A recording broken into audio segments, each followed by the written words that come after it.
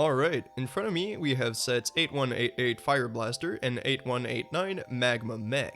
Before we actually look at these sets, I want to share an anecdote. For my birthday in 2010, I got 3 copies of the Magma Mech and 2 copies of this Atlantis set. Luckily for me, everyone bought these sets at Toys R Us, so I was able to return the extra sets and get a store credit. With that store credit, I was able to purchase the Fire Blaster and Lava Traz. As a kid, I didn't have any large space, I only had vehicles and construction figures, so getting Lava Traz was exciting. And when Power Miners eventually got discontinued, I felt even more lucky to have these 2 sets. I got them by accident, but I'm happy that I chose them over anything else. Okay, now let's take a look at Fire Blaster. Admittedly, this is not the most interesting set of the series, so I figured it would be more entertaining to talk about this set in Magma Mech in the same video. However, Fire Blaster contains something rather special. This guy right here. This is the only yellow rock monster that LEGO made, which is really cool because this set was so affordable. Now, you'd expect LEGO to give a yellow crystal to this lad and call it a day, but funny story, they didn't do that.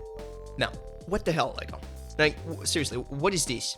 On the box, it looks yellow, but it's actually trans neon green. False advertising, man. And the worst part is, they still haven't made a trans yellow crystal. Seriously, this crystal piece has been around for like 30 years, it's available in 19 colors, some of which are incredibly rare and expensive, but they still haven't made a yellow crystal. I'm pissed, man! God damn, Alright, whatever. We also get a new Power Miners uniform. Haha. I do like this thing quite a bit. It does look pretty cool. So this guy can be seated at the front of this little buggy. It actually reminds me of a rally car or an off-road car, which seems appropriate for Power Miners.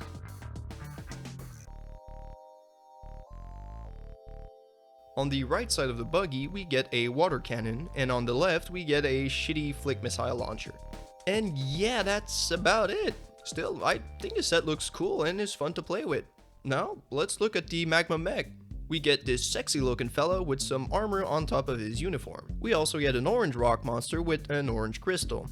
This mech is a lot bigger than the one from the first wave. It's so big, in fact, that the only real opposition would come from the Crystal King himself.